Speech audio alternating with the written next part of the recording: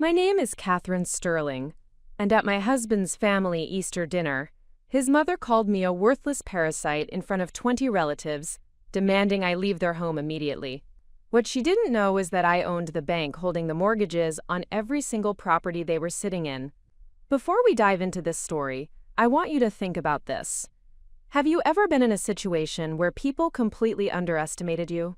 Drop a comment below and tell me where you're listening from, because what happened next will show you exactly why you should never judge someone by appearances. Before we jump back in, tell us where you're tuning in from, and if this story touches you, make sure you're subscribed, because tomorrow I've saved something extra special for you. The morning of Easter Sunday began with the kind of crisp mountain air that made Aspen, Colorado feel like a postcard. I stood in the marble bathroom of our downtown penthouse, applying the final touches of makeup, while my husband, Richard, adjusted his silk tie in the mirror beside me. The reflection staring back at me showed a woman who had learned to hide her true self behind designer clothes and practice smiles. What nobody in Richard's family knew was that beneath this carefully constructed facade lived someone who had built a financial empire from absolutely nothing. Richard's family had never accepted me. To them, I was the girl from the wrong side of Denver who had somehow managed to snag their precious heir. They saw my modest background, my public university education, and my lack of family connections as evidence that I was nothing more than a gold digger who had manipulated their son into marriage. What they refused to see was the woman who had graduated summa cum laude with a degree in finance, who had spent countless nights building investment strategies while they attended charity galas, and who had quietly accumulated wealth that dwarfed their inherited family fortune. The drive to the Blackwood family estate took 45 minutes through winding mountain roads lined with aspen trees just beginning to show their spring buds. Richard spent the entire journey on conference calls, discussing business deals and market fluctuations with associates who respected his family name more than his actual capabilities. I listened to him navigate conversations about investments and financial strategies with surface-level knowledge that would have been amusing if it weren't so frustrating to watch. Richard came from old money, the kind of wealth that had been passed down through generations of careful marriage alliances and conservative investment strategies. His great-grandfather had made the family fortune in mining operations, and subsequent generations had maintained their status through real estate investments and strategic business partnerships. They lived comfortably, but not extravagantly, more concerned with maintaining their social position than with growing their actual wealth. What Richard and his family never understood was that I came from a different kind of background entirely. My father had been a construction worker who died in an industrial accident when I was 12, leaving my mother to raise 3 children on a grocery store clerk's salary. I had learned early that security came not from family connections or inherited wealth, but from understanding how money actually worked, and having the courage to make decisions that others were too afraid to attempt. While Richard's family had been content to live off their trust funds and established investments, I had been building something much more substantial. Starting with a small inheritance from my grandmother, and every dollar I could save from part-time jobs during college, I had begun investing in undervalued properties and emerging market opportunities. By the time I married Richard 5 years ago, I already owned a portfolio worth more than most people would see in a lifetime. The Blackwood family estate appeared around the final bend, a sprawling Tudor-style mansion that commanded a view of the entire Roaring Fork Valley. The circular driveway was already filled with luxury vehicles belonging to Richard's extended family, each car representing another family member who had spent years treating me like an unwelcome intruder in their exclusive circle. As we approached the front entrance, Richard finally ended his phone call and turned to me with the kind of patronizing smile I had grown to despise. "Catherine, please try to be pleasant today. I know my family can be challenging, but they're important to me, and I need you to make an effort." The request was so typically Richard, asking me to accommodate people who had spent 5 years insulting me, while never once suggesting that perhaps his family should treat me with basic respect. He genuinely believed that my discomfort with their behavior was a character flaw on my part, rather than a reasonable response to consistent mistreatment.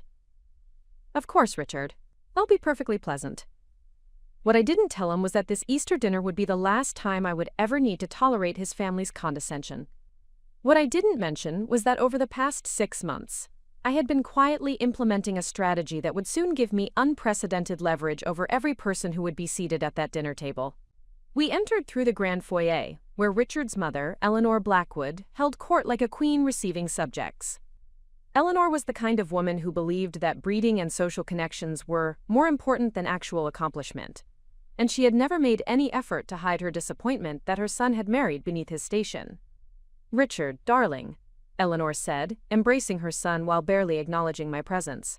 "You look wonderful. Business must be treating you well." "Thank you, Mother." "Yes, everything's going very smoothly." Eleanor's gaze finally settled on me with a kind of forced politeness that felt more insulting than outright hostility. "Catherine, how nice that you could join us."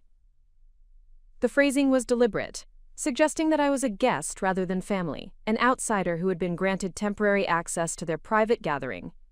I had heard variations of this greeting for 5 years, each one designed to remind me that I would never truly belong in their world. The dining room was elegantly appointed with fine china, crystal stemware, and floral arrangements that had probably cost more than most families spent on groceries for a month. 22 family members were gathered around the extended table, representing 3 generations of Blackwood wealth and privilege. Every conversation seemed to revolve around exclusive social events, expensive vacations, and business deals that treated money like a game rather than a tool for creating security. Richard's uncle, Harrison, dominated much of the dinner conversation with stories about his latest real estate acquisitions and investment strategies. Harrison had always been particularly condescending toward me, apparently believing that my background made me incapable of understanding sophisticated financial concepts. "Richard, you should consider diversifying into commercial real estate," Harrison announced between courses. "The market conditions are perfect for someone with your family's resources and connections." What Harrison didn't know was that I had been monitoring commercial real estate opportunities for months, and that several properties he was considering had already been quietly acquired through shell companies that traced back to my private investment firm. His market analysis was accurate but incomplete, missing several key factors that would affect long-term profitability. The conversation continued, with various family members offering their opinions on market trends, political developments, and social changes that might affect their comfortable lifestyle. Each speaker seemed confident that their inherited wealth and established connections would protect them from any economic uncertainty, never considering that their financial security might be more fragile than they realized. As the afternoon progressed, the family's treatment of me followed the usual pattern. They included me in conversations only when they needed someone to serve more wine or clear dishes, treating me like household staff rather than a family member. When I attempted to contribute to discussions about financial matters, they responded with polite but dismissive comments that made it clear they viewed my opinions as irrelevant. Richard seemed oblivious to his family's behavior, or perhaps he had simply become so accustomed to their treatment of me that he no longer noticed how demeaning it was. He participated enthusiastically in conversations that excluded me, laughed at jokes that were subtly directed at my expense, and never once suggested that perhaps his wife deserved the same respect they showed to everyone else at the table. The breaking point came during dessert, when Eleanor decided to share her thoughts about financial responsibility and the importance of marrying within one's social class. She spoke about the dangers of allowing outsiders into established families, particularly those who might be motivated by financial gain rather than genuine affection. "Some people," Eleanor said, her gaze deliberately settling on me, "seem to believe that marriage is a pathway to financial security rather than a partnership between equals. These individuals often contribute nothing to the relationship while expecting to benefit from their spouse's family resources." The accusation was clear, delivered with the kind of refined cruelty that wealthy families had perfected over generations. She was calling me a gold digger in front of the entire family, suggesting that my marriage to Richard was nothing more than a calculated financial transaction. Richard said nothing. His silence felt like a physical blow, confirming that he either agreed with his mother's assessment or lacked the courage to defend his wife against such a blatant attack. Either possibility was equally devastating. Harrison decided to elaborate on Eleanor's theme, apparently believing that I needed to understand my place in their family hierarchy more clearly. "Eleanor makes an excellent point. Financial partnerships require both parties to contribute something meaningful. When one person brings nothing to the relationship except personal needs, it creates an unsustainable dynamic. Other family members nodded in agreement, some offering their own observations about the importance of financial compatibility and shared social backgrounds. The conversation had become a coordinated attack on my character and my place in their family, delivered with the kind of polite viciousness that made direct confrontation impossible. I listened to their comments with growing fury, not because their words hurt me personally, but because of the staggering arrogance and ignorance they revealed. These people, who had inherited their wealth rather than created it, who had never faced real financial challenges or built anything substantial from their own efforts, were lecturing me about financial responsibility and contribution. What they didn't know, what none of them had ever bothered to discover, was that the woman they were dismissing as a parasite had built a financial empire that operated far beyond their limited understanding. While they had been content to live off trust funds and inherited investments, I had been creating wealth through strategic acquisitions, innovative investment strategies, and business relationships that spanned multiple industries. The final insult came when Eleanor decided to make her position absolutely clear. She stood from her chair, her posture radiating the kind of authority that came from a lifetime of believing her opinions were unquestionably correct.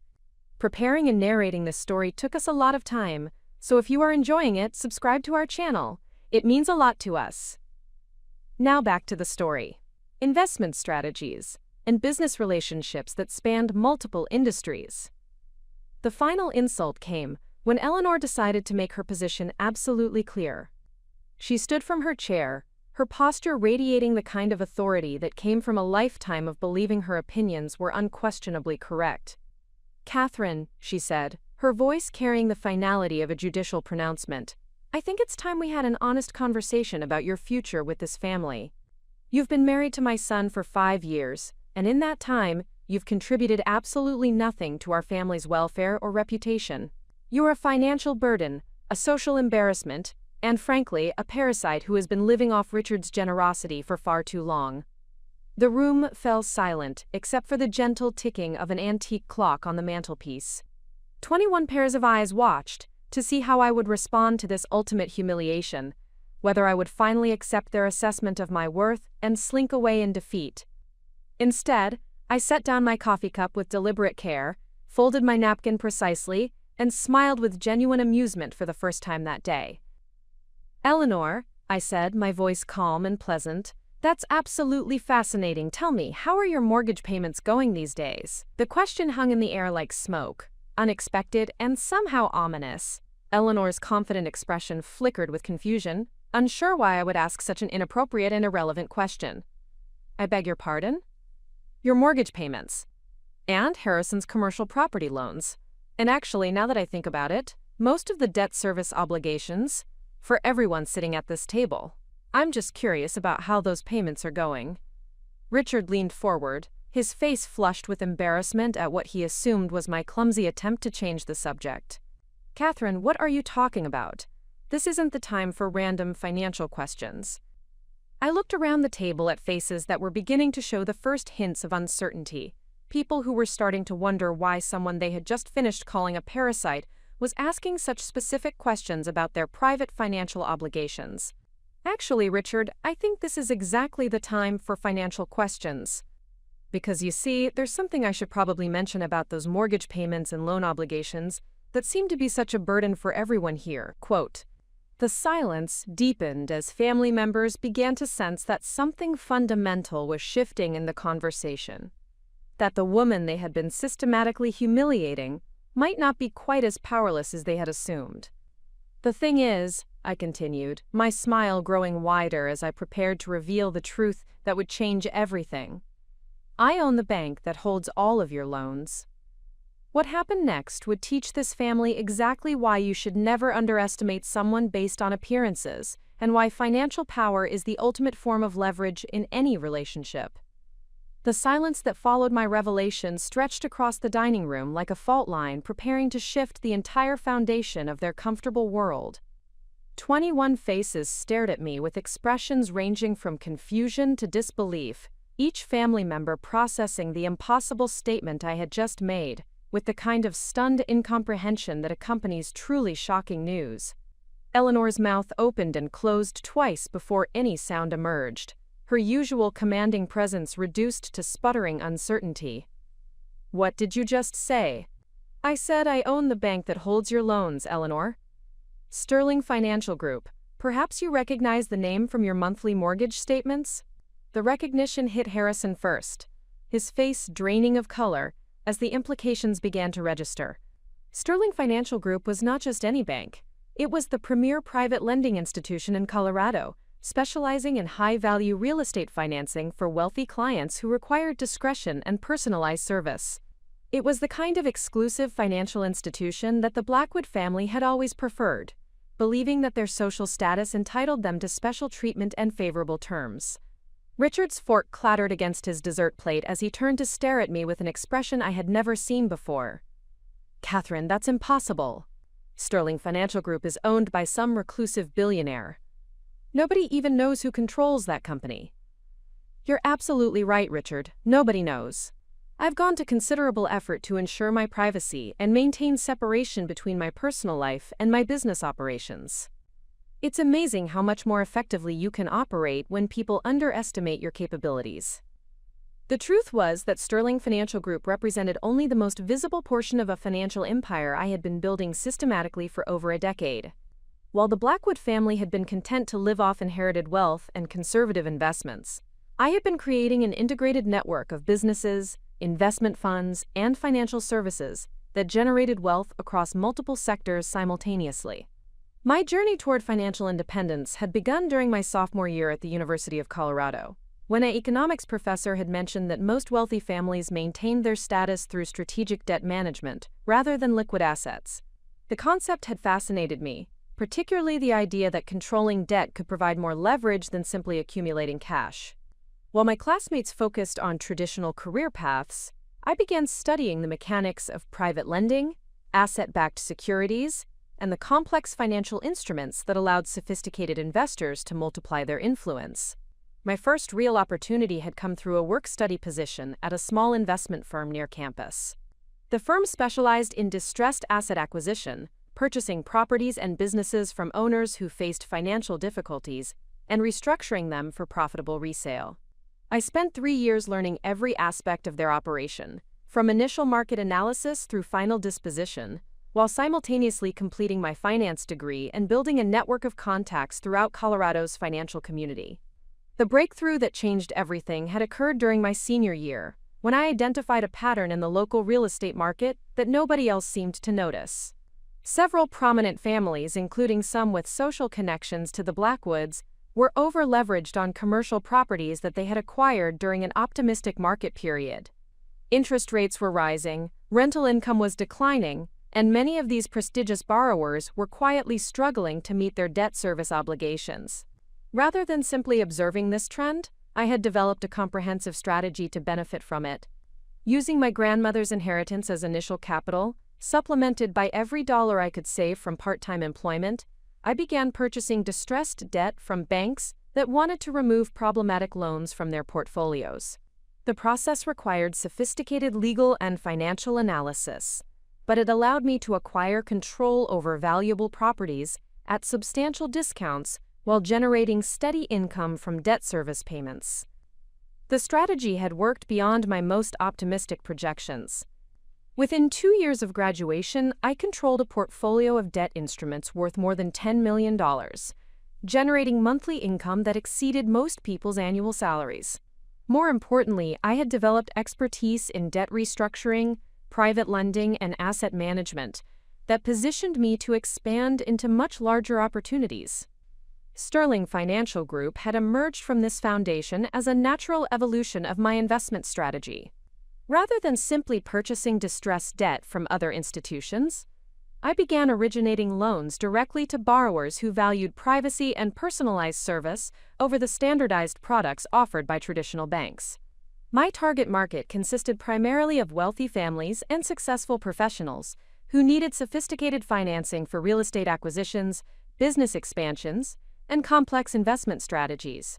The business model was elegantly simple: provide excellent service to clients who could afford premium pricing, maintain absolute discretion about their financial affairs, and structure loan agreements that generated steady returns while protecting my interests through comprehensive collateral requirements. Within 5 years, Sterling Financial Group had become the preferred lender for Colorado's financial elite, including every member of the Blackwood family. What made the situation particularly ironic was that Richard had actually introduced me to several of my best clients without realizing it. During the early years of our marriage, I had attended numerous social events where I met successful business owners and investors who were frustrated with traditional banking relationships. My background in finance, combined with my apparent status as a wealthy housewife, had created perfect conditions for building trust and developing business relationships that my competitors could never access. The Blackwood family's complete ignorance of my professional activities had been both amusing and strategically valuable. While they dismissed me as a gold digger who contributed nothing to the relationship, I had been systematically building wealth that dwarfed their inherited fortune. Richard received monthly statements from Sterling Financial Group for his various loans, but had never bothered to investigate the company's ownership structure or consider that his wife might be involved in sophisticated financial operations. Eleanor finally found her voice, though it lacked its usual commanding authority. "Catherine, this is preposterous. You're claiming to own a major financial institution. That's simply not possible." "Eleanor, I understand your skepticism. After all, you've spent 5 years assuming that I was completely dependent on Richard's financial support. But perhaps you'd like to review some documentation that might clarify the situation."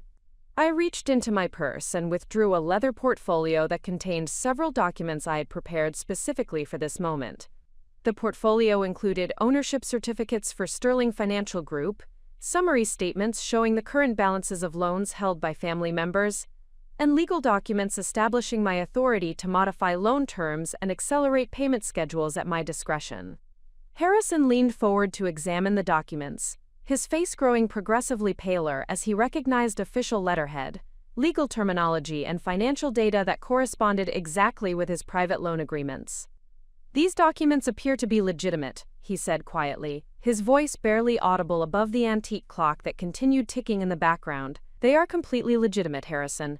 In fact, your commercial property loans total approximately $3.7 million, with variable interest rates that adjust quarterly based on market conditions. Your next rate adjustment is scheduled for May 15th, and current market trends suggest an increase of approximately 2 percentage points. The specific accuracy of my information eliminated any remaining doubt about my claims. Only someone with direct access to Sterling Financial Group's internal records could possess such detailed knowledge of individual loan terms and payment schedules." Richard grabbed the documents from Harrison's hands, scanning through pages of financial data with the kind of desperate intensity that suggested he was hoping to find some evidence that this was an elaborate deception. Instead, he found his own loan agreements, complete with his signature and personal financial information that proved beyond any doubt that his wife controlled his access to credit and, by extension, his ability to maintain his current lifestyle. "Catherine," he said, his voice hollow with shock, "why didn't you tell me? Why have you been hiding this for 5 years?" The question revealed the fundamental misunderstanding that had characterized our entire relationship. Richard genuinely believed that my financial independence was something I should have shared with him, as if my success was somehow his property or required his approval.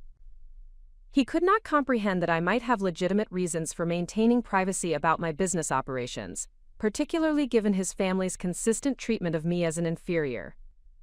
"Richard, I didn't hide anything. I simply chose not to discuss my professional activities with people who had already decided that I was incapable of meaningful achievement. Your family spent 5 years treating me like an unwelcome burden, while simultaneously borrowing money from my company. The irony was too perfect to interrupt. The full scope of their dependency was even more extensive than they realized.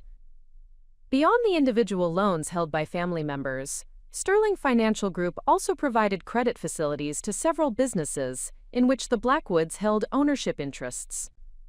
Their family investment fund relied on a revolving credit line that I could terminate with 30 days' notice, and several real estate partnerships depended on ongoing financing that I controlled completely." Eleanor's voice cracked as she asked the question that everyone was thinking. "What do you intend to do with this information?" That depends entirely on how this family chooses to treat me going forward. My business operations are completely separate from personal relationships, and I've always maintained professional standards regardless of private disagreements. However, I should mention that several loans are approaching their renewal dates, and market conditions have changed significantly since the original agreements were executed. The threat was subtle but unmistakable. I possess the legal authority to modify loan terms, accelerate payment schedules, or decline renewal applications, potentially forcing the family to seek alternative financing under much less favorable conditions. Given their current debt levels and the specialized nature of their financing needs, finding replacement funding would be extremely difficult and expensive. Harrison understood the implications immediately. Catherine, surely you wouldn't use your business position to pursue personal vendettas. That would be highly unethical. Harrison, I find your concern about ethics fascinating, particularly coming from someone who just spent 2 hours insulting my character and questioning my right to be part of this family. But you're absolutely correct that business decisions should be based on objective criteria rather than personal feelings. I paused to let that concept settle before continuing. Which is why I should probably mention that several of your loans are currently in technical default due to covenant violations that have been overlooked as a courtesy to valued clients. A more rigorous enforcement of contractual terms would require immediate remediation or accelerated payment. The statement was technically accurate but deliberately ominous. Most sophisticated loan agreements included financial covenants requiring borrowers to maintain specific debt-to-income ratios, asset values, or operational benchmarks. These covenants were typically monitored quarterly, and violations were common among borrowers who used creative accounting methods to optimize their tax positions.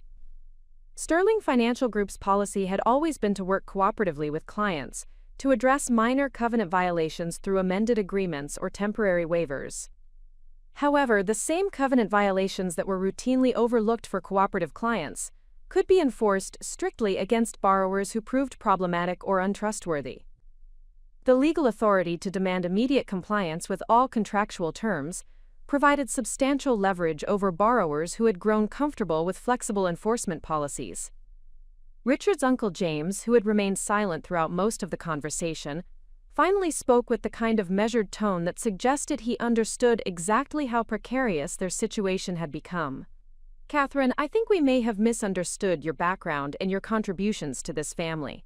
Perhaps we should start over with a more accurate understanding of the situation.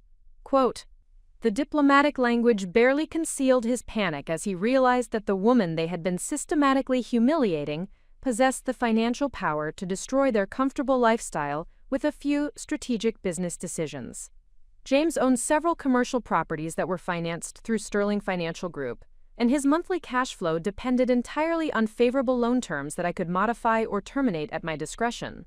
James, I appreciate your willingness to reconsider previous assumptions. I think that's exactly the kind of mature response that successful business relationships require. The power dynamic in the room had shifted completely. 20 minutes earlier, I had been the unwelcome outsider who was tolerated only because of my marriage to Richard. Now I was the person who controlled their access to credit, their ability to maintain their properties, and ultimately their capacity to preserve the lifestyle that defined their social identity. But this revelation was only the beginning. What the Blackwood family did not yet understand was that my financial empire extended far beyond Sterling Financial Group, and that the loans they were worried about represented only a small fraction of the leverage I possessed over their futures. The real lesson they were about to learn was that underestimating people based on appearances and assumptions could have consequences that extended far beyond social embarrassment. The conversation that would follow would determine whether this family was capable of learning from their mistakes, or whether they would require more dramatic demonstrations of the power they had spent 5 years dismissing as irrelevant.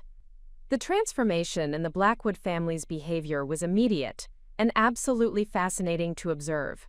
Within minutes of confirming that their financial security depended entirely on my goodwill, every person at that Easter dinner table underwent a complete personality adjustment that would have been comedic if it were not so revealing of their fundamental character. Eleanor, who had spent the afternoon calling me a parasite and demanding that I leave her home, suddenly discovered urgent reasons to extend our visit. Her imperious demeanor dissolved into nervous hospitality as she began offering additional coffee, suggesting we move to the more comfortable living room, and inquiring whether I might be interested in staying for the evening so we could have more time to discuss family matters. The sudden shift in her treatment was both gratifying and disturbing. After 5 years of calculated coldness and barely concealed hostility, Eleanor was now treating me with the kind of deferential attention typically reserved for major donors at charity events. She seemed genuinely confused by her own behavior, as if she could not quite understand why she was suddenly so concerned about my comfort and satisfaction. Richard appeared to be experiencing something approaching shock, as he struggled to reconcile the woman he thought he had married with the financial powerhouse I had revealed myself to be. He kept staring at me with expressions that cycled between amazement, confusion, and what appeared to be resentment. The realization that his wife possessed wealth and influence that exceeded his own seemed to challenge fundamental assumptions about our relationship and his role within it. Harrison had become uncharacteristically quiet, apparently calculating the potential impact of my revelation on his various business ventures and investment strategies. He excused himself twice to make private phone calls, presumably to his accountants or attorneys, seeking advice about how to manage this unexpected development. When he returned from the second call, his face carried the kind of grim expression that suggested his advisors had confirmed his worst fears about his financial vulnerability. The most interesting reaction came from Richard's cousin Patricia, who had always been particularly dismissive of my presence at family gatherings. Patricia worked in public relations for a prestigious Denver firm and prided herself on her ability to read people and situations accurately. She had spent years treating me like an inconsequential appendage to Richard, but now she was studying me with the kind of intense focus that suggested she was trying to identify what other assumptions she might have gotten completely wrong. As the family began to absorb the implications of my revelation, I found myself reflecting on the years of preparation that had made this moment possible. The decision to conceal my financial activities from Richard and his family had been strategic rather than deceptive, based on my early recognition that they viewed me through the lens of their own limited understanding of how wealth actually worked.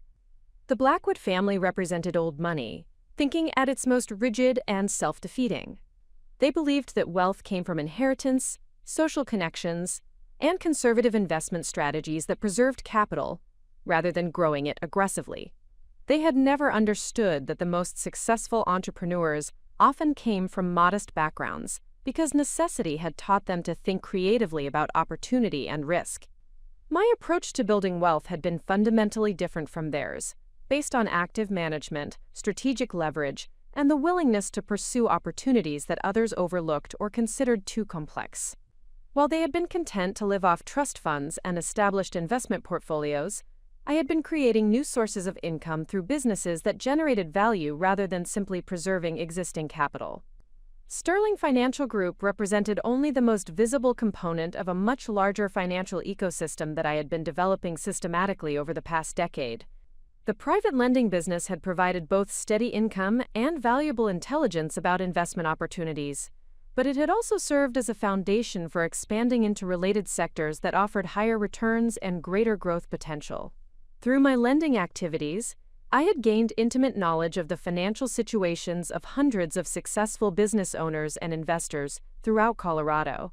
This information had enabled me to identify emerging trends, promising investment opportunities, and potential partnerships that were invisible to competitors who relied on public information and traditional analysis methods.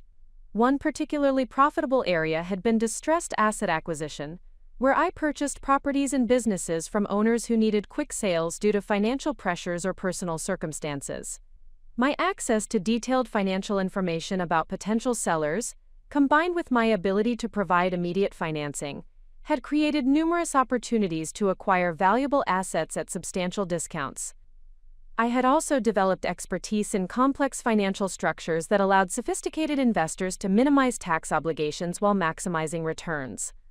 Many of my lending clients had eventually become partners in joint ventures, where I provided both capital and financial management expertise in exchange for substantial ownership positions in their businesses.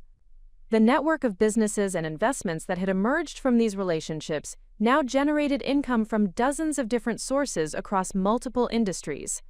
I owned rental properties in 5 states, held equity positions in emerging technology companies, controlled several profitable service businesses, and maintained investment portfolios that included both traditional securities and alternative assets like private equity and hedge fund partnerships.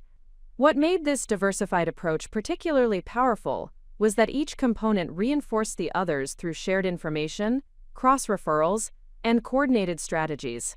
The lending business provided intelligence about investment opportunities. The real estate holdings generated steady cash flow that supported expansion into new ventures, and the equity positions offered potential for significant capital appreciation over time. The total value of this integrated financial empire now exceeded $50 million, with annual income that had grown every year for the past 8 years.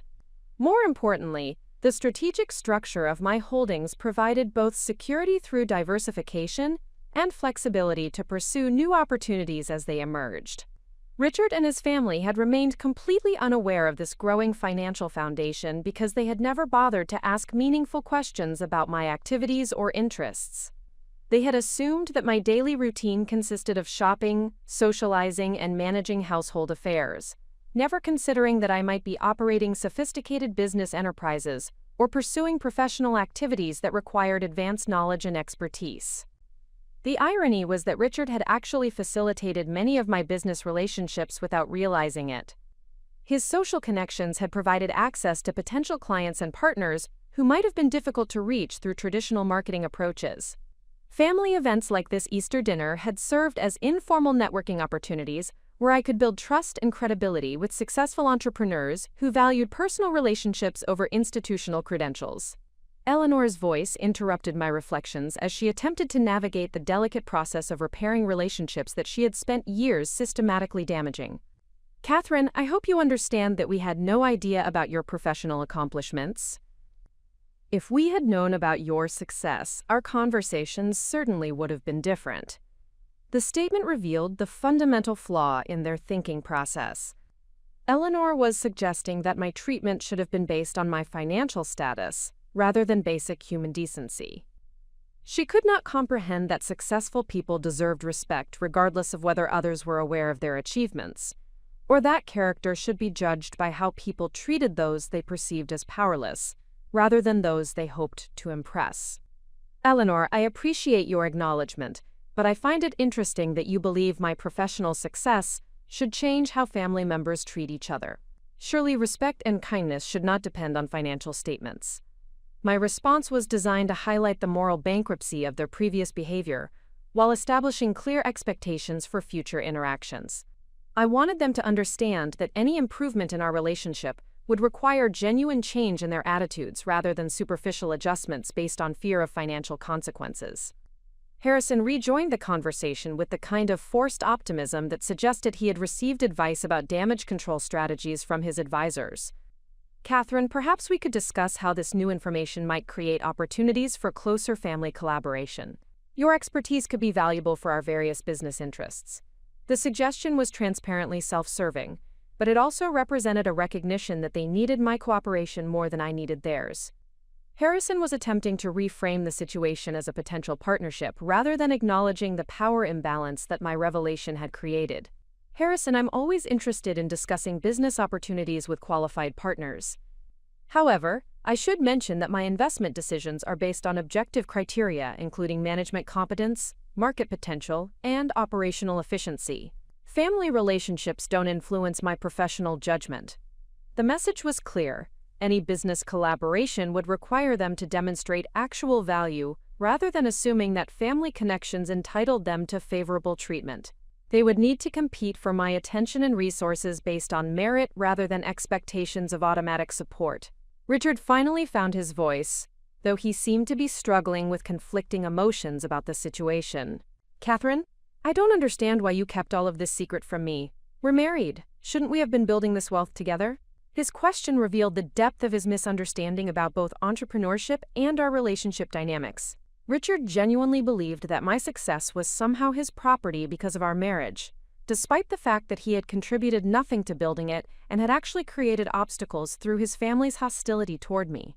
Richard, I built this business using my own capital, my own expertise, and my own time.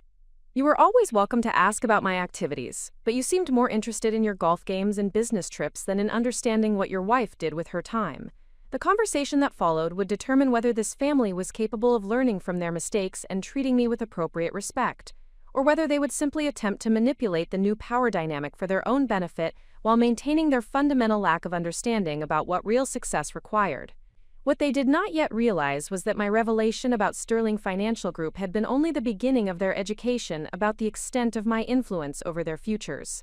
The comprehensive network of businesses and relationships I had built would soon demonstrate that financial power extended far beyond simple lending arrangements, and that underestimating people based on assumptions could have consequences that affected every aspect of their comfortable lifestyle.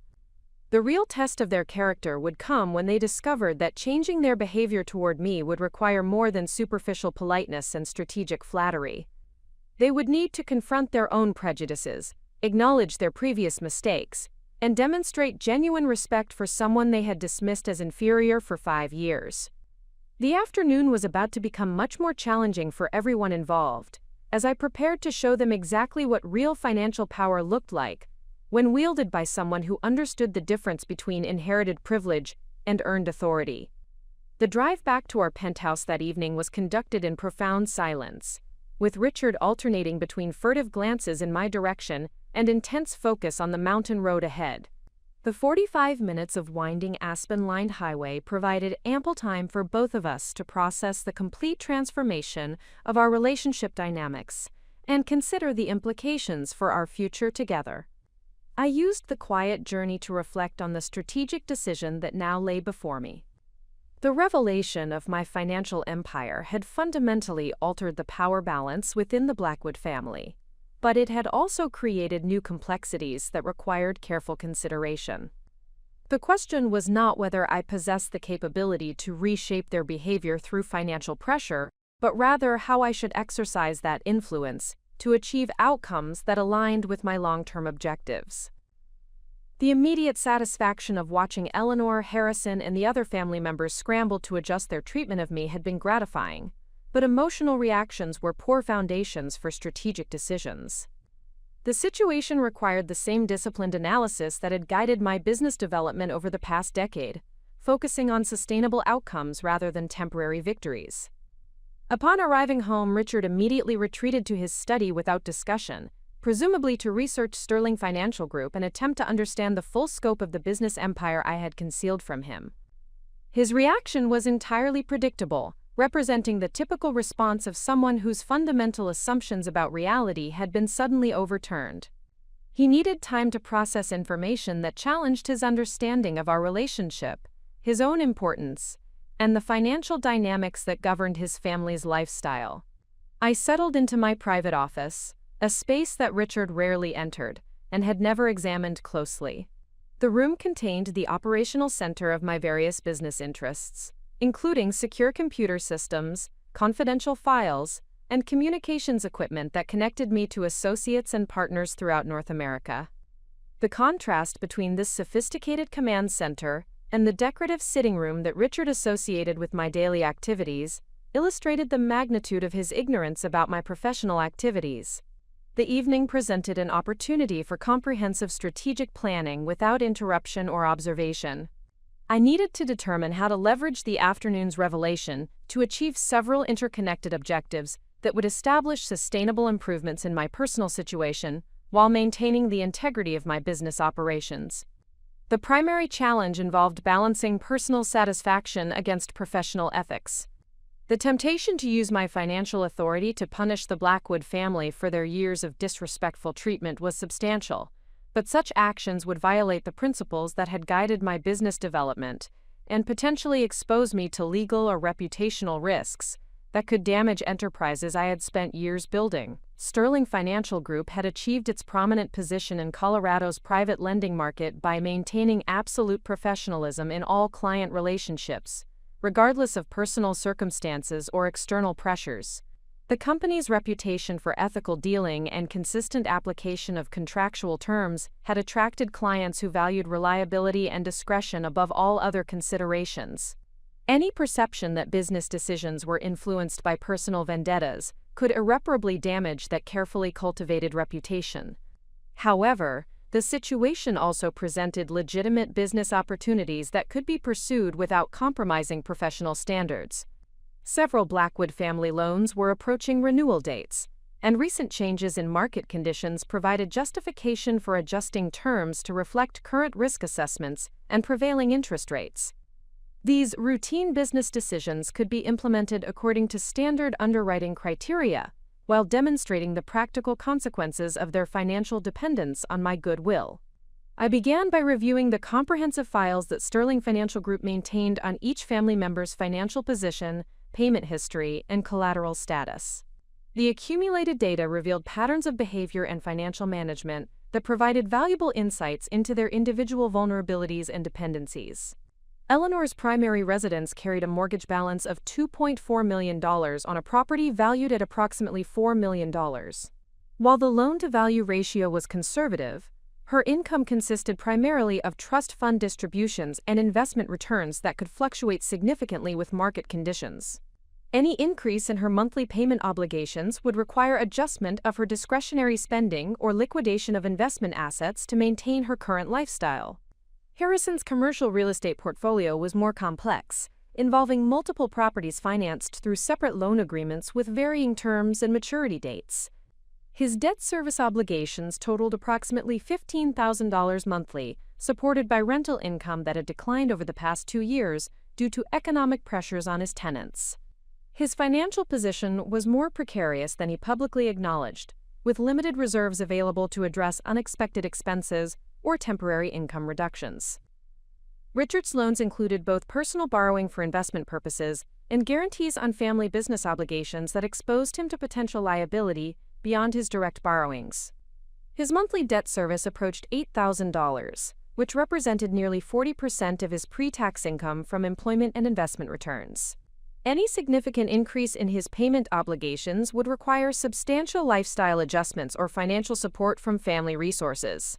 The detailed financial analysis revealed that the Blackwood family's comfortable lifestyle depended heavily on favorable loan terms, stable investment returns, and continued access to credit for refinancing maturing obligations.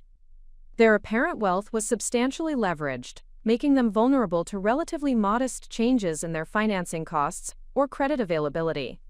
This vulnerability created opportunities for strategic influence that could be exercised through legitimate business decisions rather than personal retaliation. The key was to implement changes that encouraged improved behavior while maintaining the professional standards that protected my business interests and reputation. I spent several hours developing a comprehensive strategy that addressed both immediate concerns and long-term objectives. The approach would involve multiple phases, each designed to reinforce the lessons from the afternoon's revelation, while establishing sustainable improvements in how the family treated me and recognized my contributions to their financial well-being. The first phase would involve implementing routine business practices that had been overlooked due to the family's previous preferential treatment. Several loans contained covenant requirements that had not been strictly enforced, and all financing agreements were subject to periodic reviews that could result in modified terms based on changing risk profiles or market conditions. These standard business procedures would be applied consistently across all family accounts, eliminating the favorable treatment they had received due to their perceived social status and family connections. The resulting increases in their financing costs and administrative requirements would demonstrate the practical value of maintaining positive relationships with their creditors, while remaining within the bounds of normal business practice. The second phase would involve strategic decisions about loan renewals and new financing requests. As existing agreements approached maturity, renewal terms would reflect current market conditions and updated risk assessments that considered recent changes in the borrower's financial positions and payment histories. These evaluations would be conducted according to the same criteria applied to all Sterling Financial Group clients, without special consideration for family relationships. The third phase would focus on expanding my influence through the broader network of businesses and relationships that connected to the Blackwood family's financial interests. Many of their investment partners, business associates, and service providers maintained relationships with various components of my business empire. Strategic coordination of these relationships could create additional pressure for improved behavior while providing opportunities to demonstrate the breadth of my professional influence. The implementation of this strategy would require patience and precision, as the most effective changes would be those that appeared to result from normal business operations rather than personal retaliation. The goal was to establish a new equilibrium in our family relationships, based on mutual respect and accurate understanding of each person's contributions and capabilities. However, the strategy also needed to address the fundamental question of whether my marriage to Richard could survive the revelation of our actual relative positions and capabilities. His reaction to the afternoon's events suggested deep-seated assumptions about gender roles, financial authority, and relationship dynamics that might be incompatible with the reality of our respective achievements and abilities. The conversation that would inevitably occur when Richard emerged from his study would determine whether our relationship could evolve to accommodate accurate understanding of our individual strengths and contributions, or whether the gap between his expectations and reality was too substantial to bridge through discussion and adjustment. My reflection was interrupted by the sound of Richard's study door opening and his footsteps approaching my office. The time for strategic planning had concluded, and the moment for direct confrontation had arrived. The conversation that followed would determine whether the afternoon's revelation marked the beginning of improved family relationships based on mutual respect, or the start of a more complex conflict that would test the limits of both personal loyalty and professional ethics. The choices I made in the coming hours would establish precedents that would govern my relationships with the Blackwood family for years to come, while potentially affecting the trajectory of business enterprises that extended far beyond personal considerations.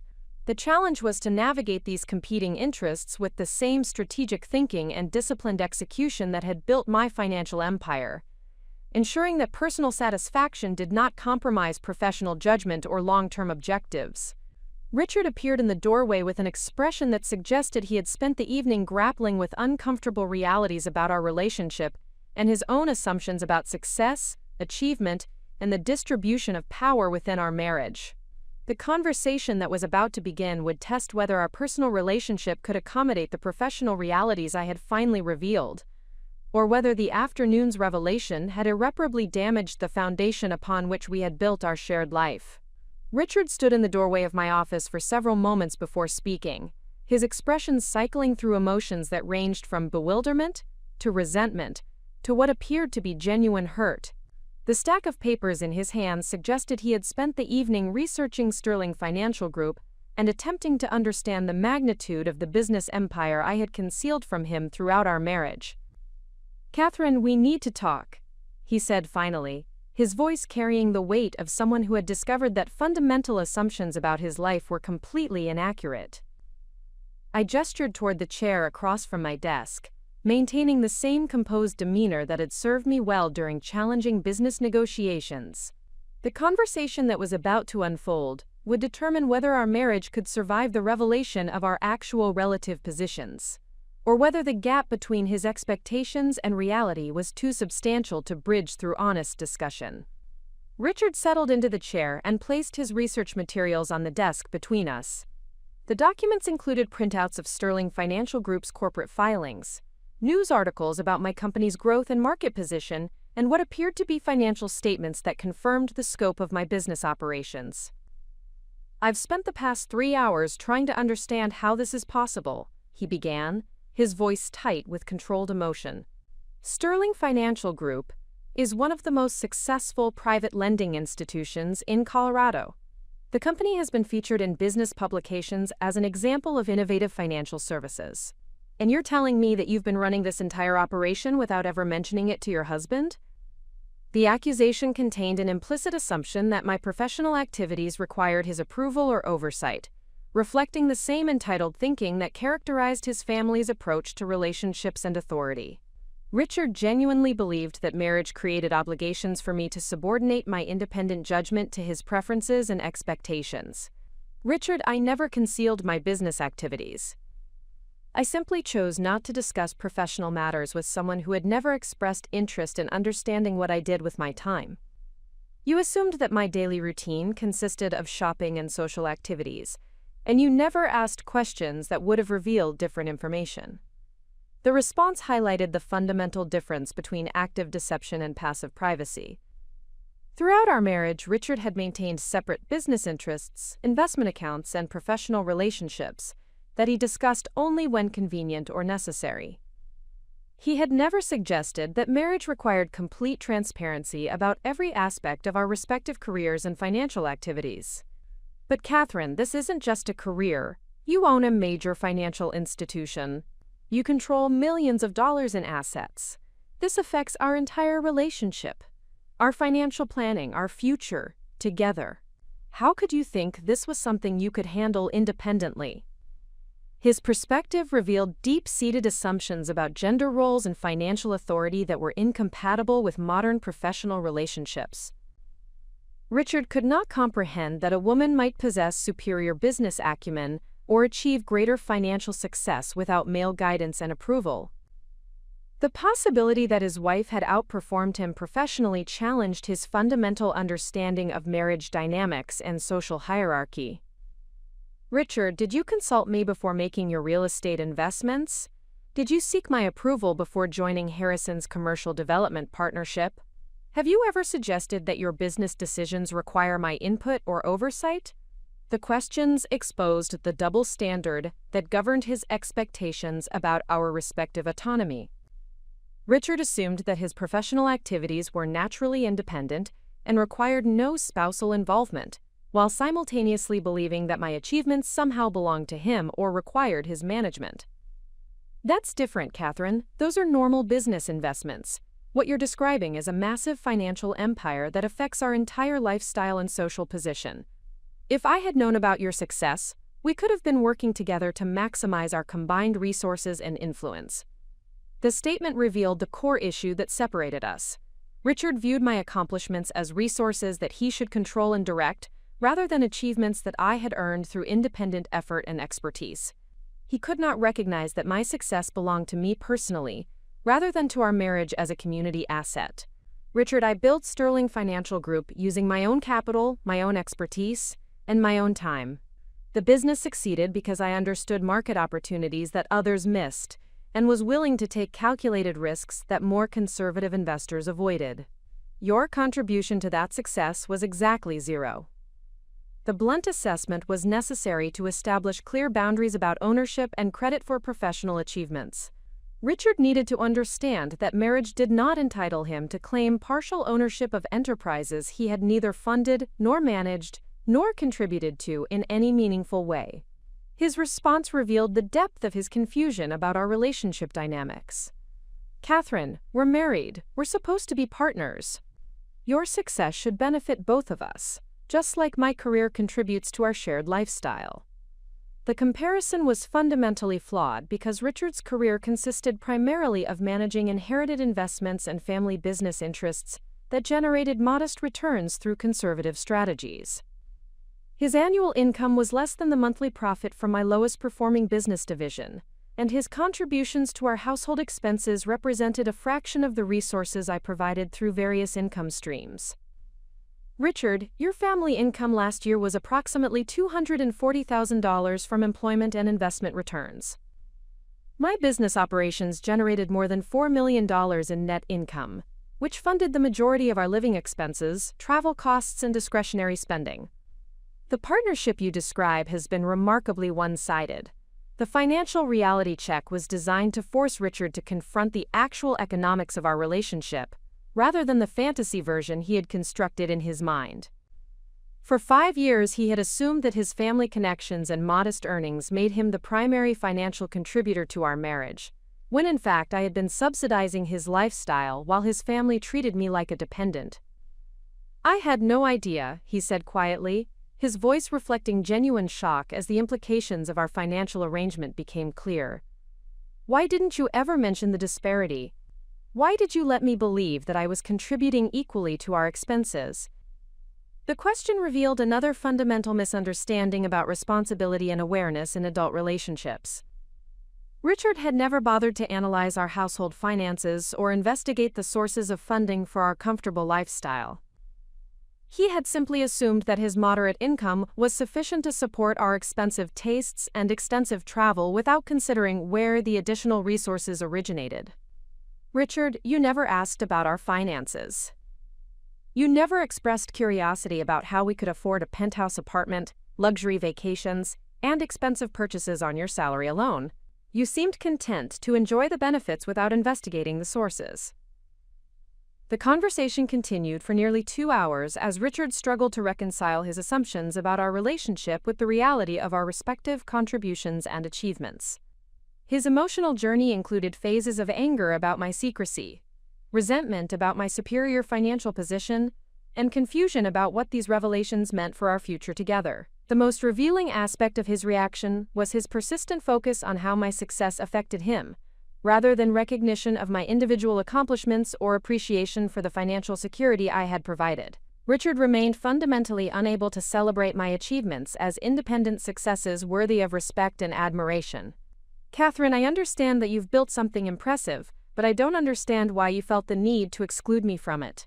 We could have been building this empire together if you had trusted me with the information.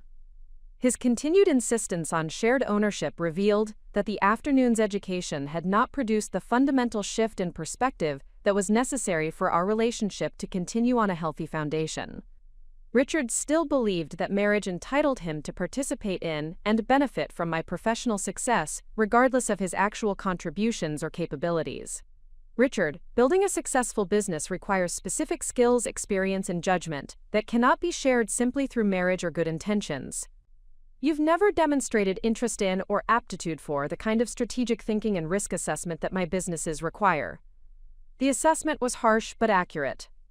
Throughout our marriage, Richard had consistently chosen safe, conventional approaches to financial decisions, while avoiding the complexity and uncertainty that characterize successful entrepreneurship.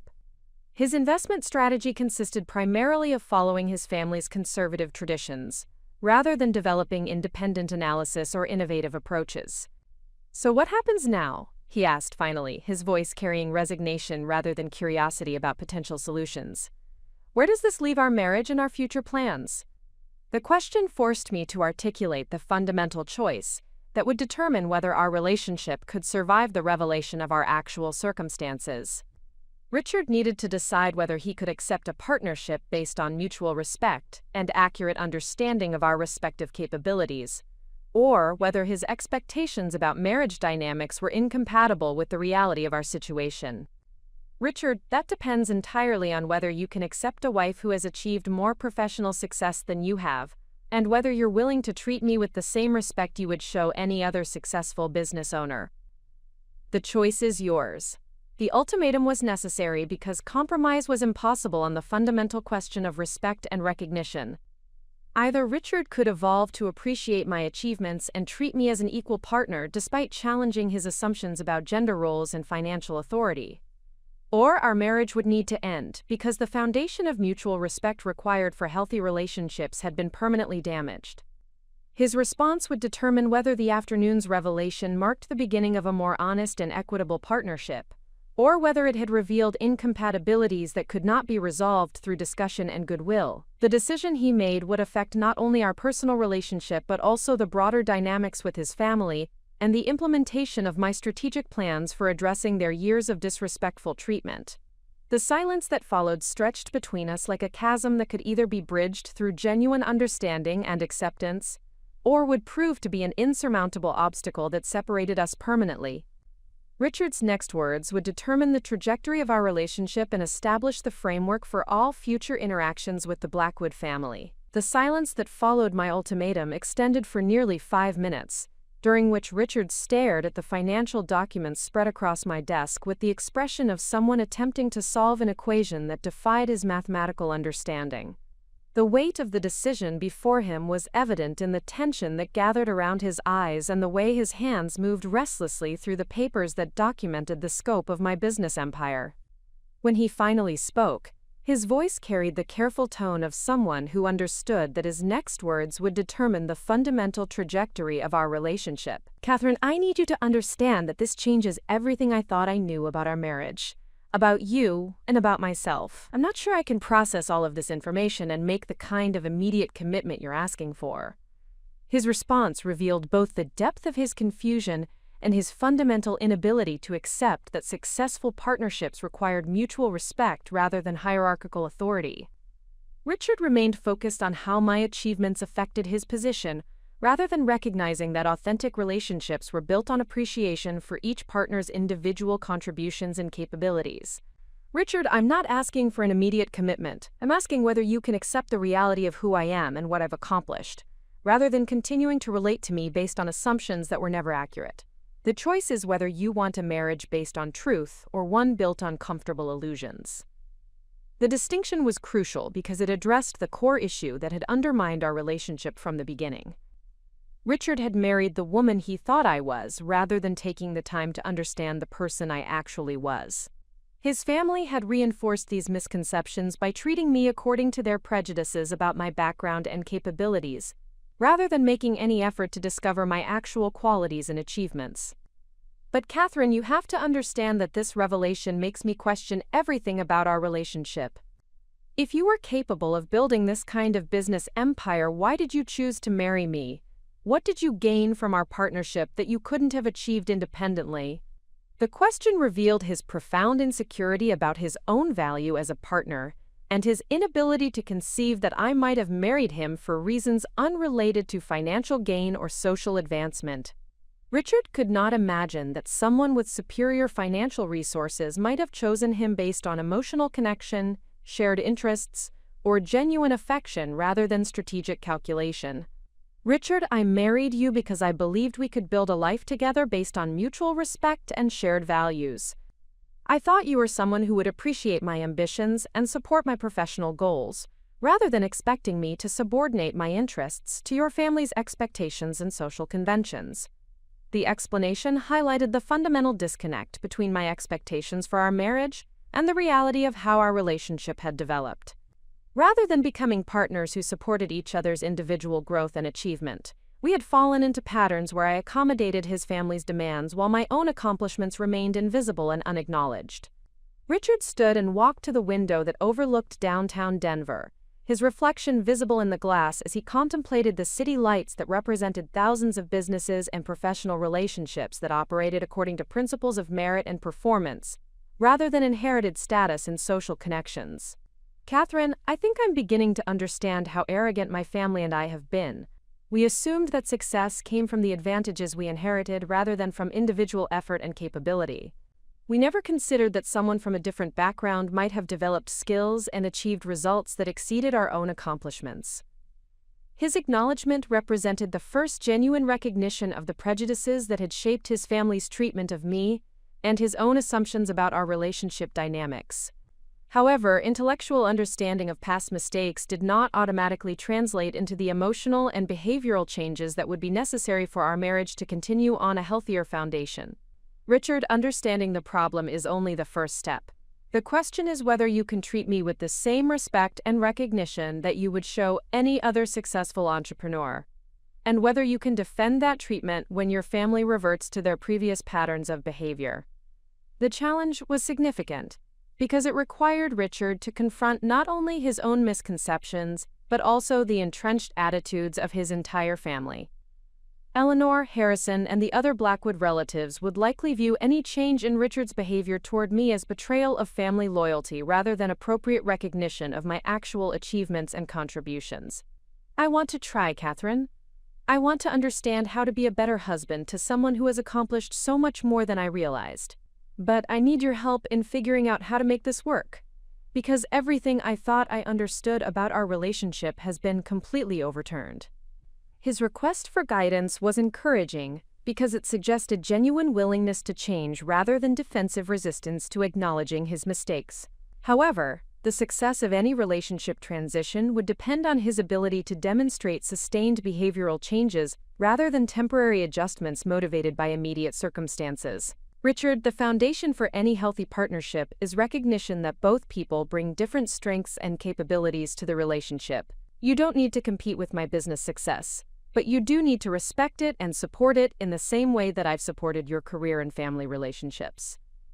The conversation continued as we explored specific areas where our relationship dynamics needed to evolve to accommodate accurate understanding of our respective positions and achievements. Richard began to recognize patterns of behavior that had undermined my professional confidence and family relationships, while I identified ways that his social connections and family background could complement my business expertise without requiring subordination of my interests to his family's expectations. The most significant breakthrough occurred when Richard acknowledged that his family's treatment of me had been influenced by their assumption that I was financially dependent on him, rather than capable of independent success. This recognition opened the possibility that their behavior might change if they understood the actual dynamics of our relationship and my professional achievements. Catherine, if my family understood the truth about your success and our financial arrangement, do you think they would treat you differently? Or are there attitudes based on prejudices that go deeper than simple misunderstanding about your capabilities? The question demonstrated sophisticated thinking about the distinction between correctable ignorance and fundamental character flaws. Richard was beginning to understand that some aspects of his family's behavior might be addressed through education and information, while other patterns might reflect values and attitudes that were incompatible with respectful relationships. Richard, that's exactly the question we need to answer. Your family's response to learning about my business empire will reveal whether they're capable of treating people with respect based on actual merit, or whether their prejudices are so deeply ingrained that new information cannot overcome their fundamental assumptions about social hierarchy and personal worth.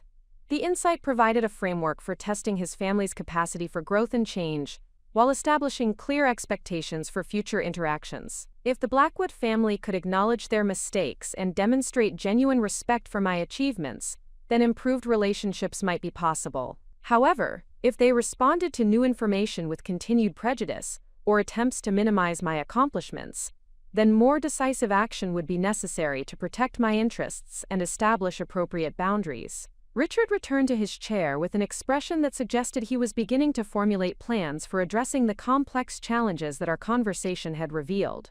Catherine, I think I need to have individual conversations with my family members to help them understand how their behavior has been inappropriate and how it needs to change going forward. His proposal represented a significant step toward taking responsibility for managing his family's treatment of me, rather than expecting me to tolerate their disrespect indefinitely. However, the success of such conversations would depend on his ability to present the information effectively and establish consequences for continued inappropriate behavior. Richard, I appreciate your willingness to address these issues with your family. However, you should understand that their response to your conversations will determine how I handle our business relationships going forward. I cannot maintain professional standards while tolerating personal disrespect from the same individuals. The statement established clear connections between family dynamics and business consequences, ensuring that Richard understood the practical implications of his family's choices about future behavior. Sterling Financial Group's policies and procedures would be applied consistently regardless of personal relationships, but the family's treatment of me would influence how generously those policies were interpreted in borderline situations. What specific changes would you need to see in order to feel confident that our relationship and your relationships with my family could continue on a positive foundation? Richard asked, demonstrating his recognition that abstract commitments needed to be translated into concrete behavioral expectations. The question provided an opportunity to establish measurable criteria for evaluating progress and determining whether sustained improvement was possible.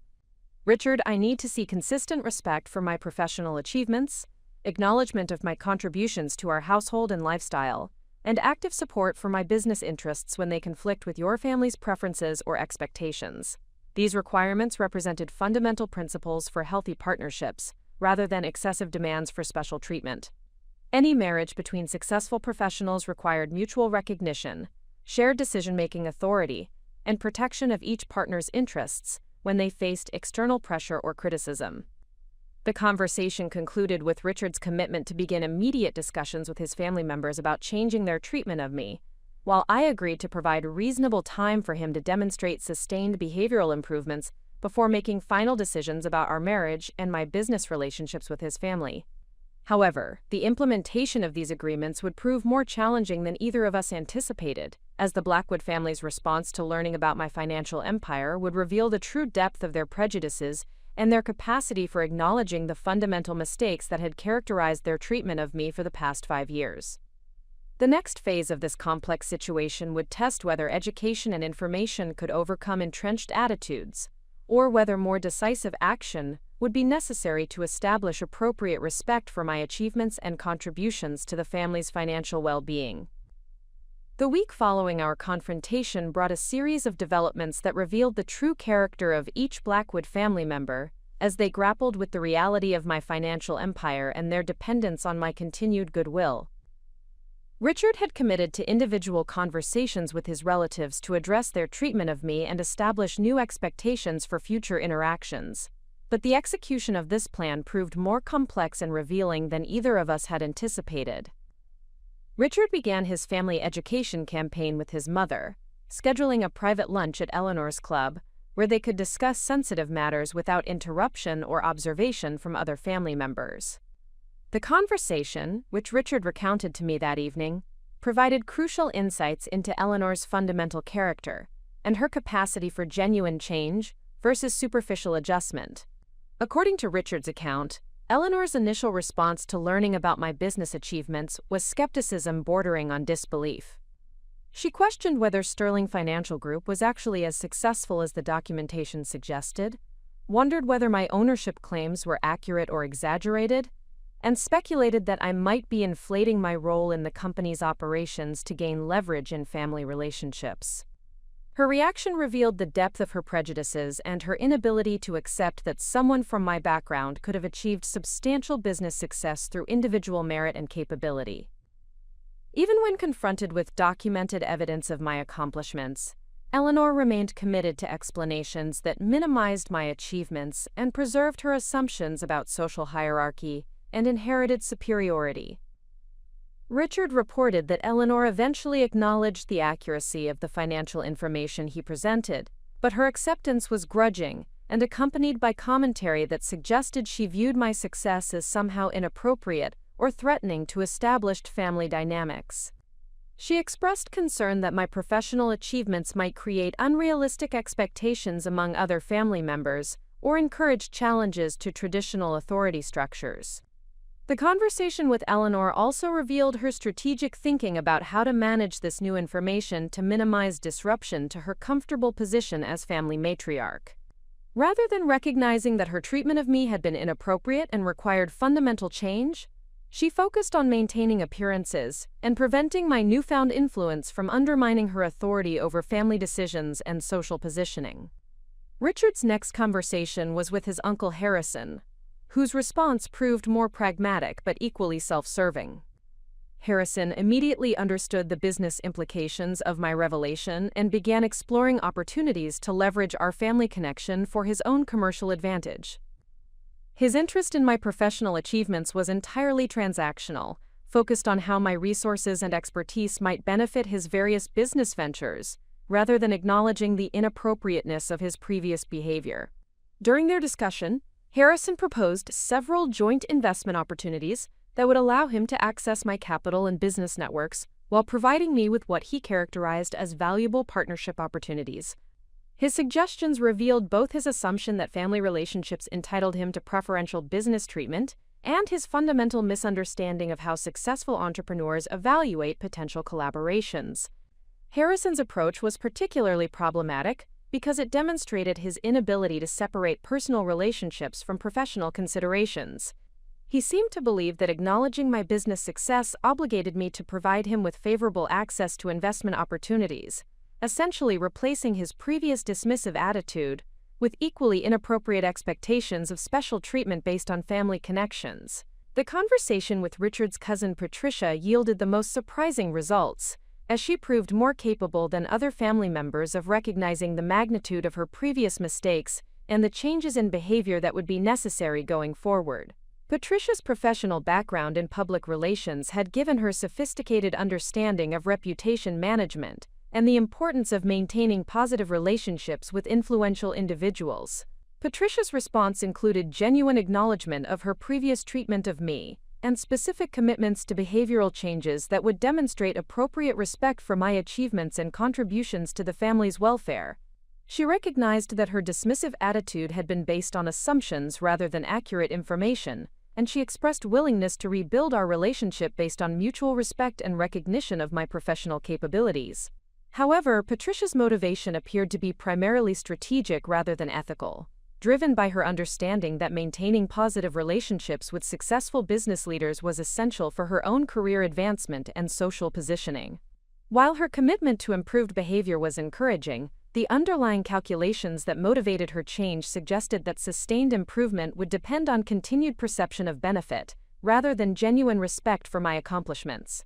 The most challenging conversation occurred with Richard's brother Michael, whose response revealed fundamental character flaws that extended beyond simple misunderstanding or correctable prejudice. Michael's reaction to learning about my business empire was immediate resentment and hostility, as if my success somehow diminished his own accomplishments or threatened his position within the family hierarchy. Michael's perspective was that my concealment of my financial activities represented deception that invalidated my claims to respectful treatment, regardless of the magnitude of my achievements or the inappropriateness of the family's previous behavior. He argued that my decision to maintain privacy about my business operations demonstrated untrustworthiness that justified their dismissive treatment, and continued skepticism about my character and motivations. His response revealed a fundamental inability to accept responsibility for his own behavior, or recognize that respect should be based on how people treat others, rather than on detailed knowledge of their private circumstances. Michael remained committed to explanations that preserved his assumptions about his own superiority, while minimizing the significance of my accomplishments and the inappropriateness of his previous conduct. The pattern that emerged from these conversations was deeply revealing about each family member's character and their capacity for growth and change.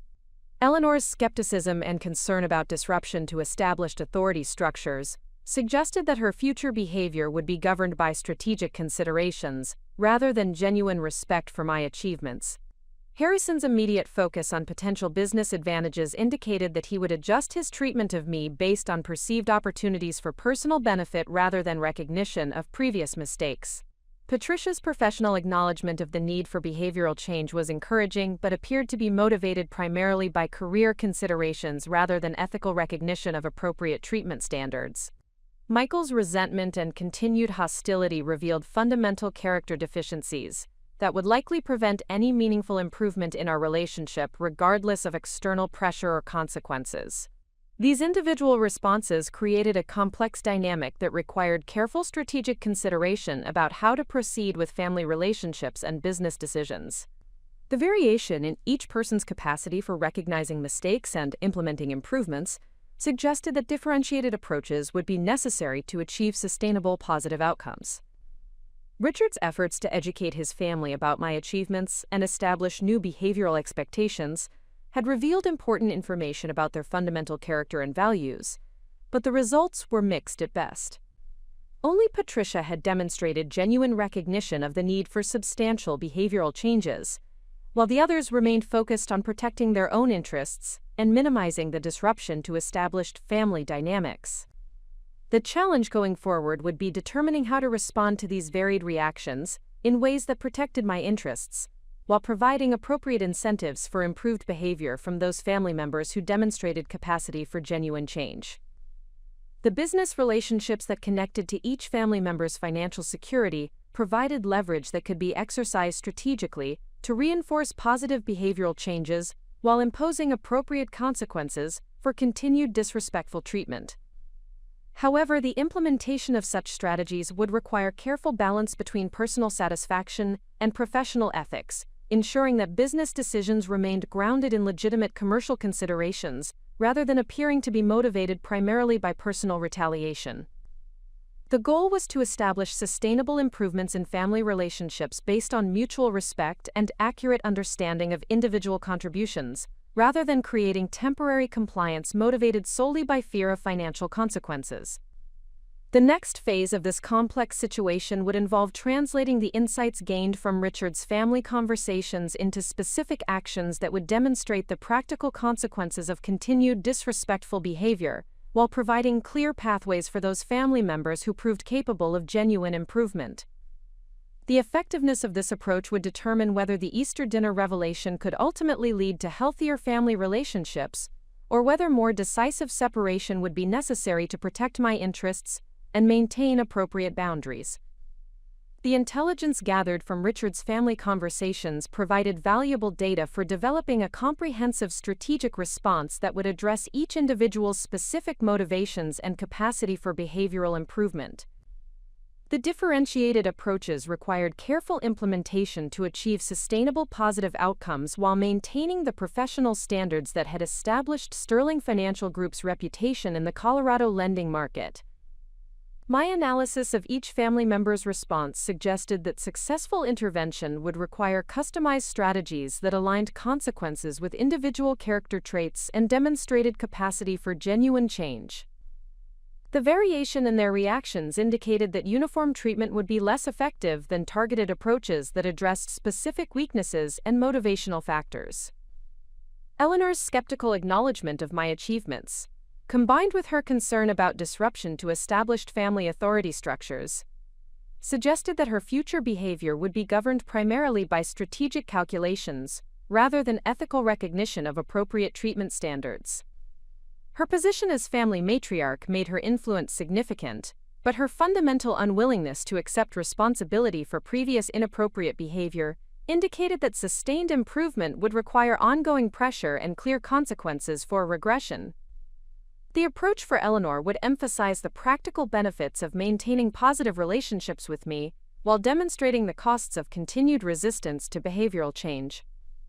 Her mortgage renewal was scheduled for the following quarter, and market conditions provided justification for adjusting terms to reflect current risk assessments and prevailing interest rates.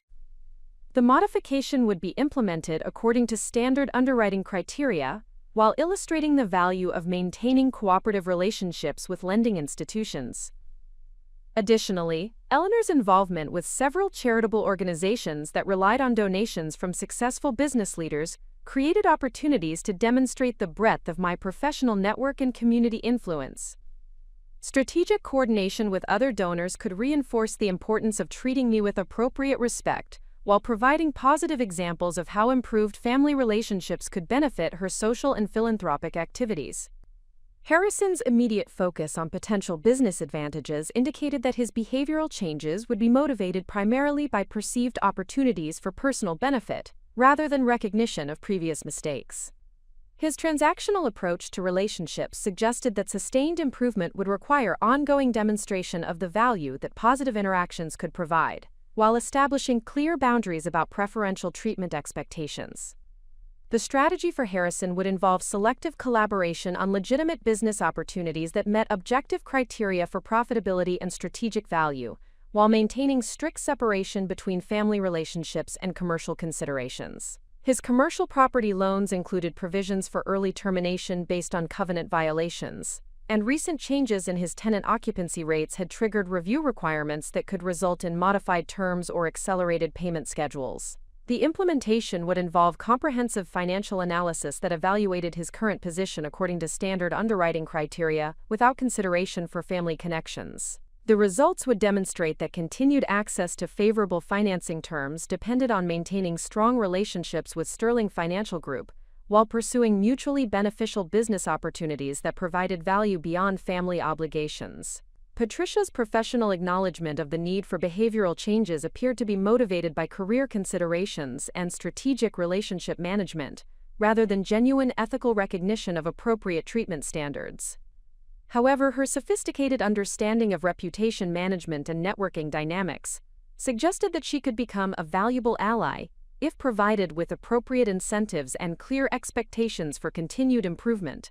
The approach for Patricia would emphasize professional collaboration and strategic partnership opportunities that aligned with her career objectives, while reinforcing the importance of maintaining respectful family relationships. Her public relations expertise could provide valuable services for promoting Sterling Financial Group's community involvement and philanthropic activities, creating mutually beneficial arrangements that demonstrated the practical advantages of positive interactions.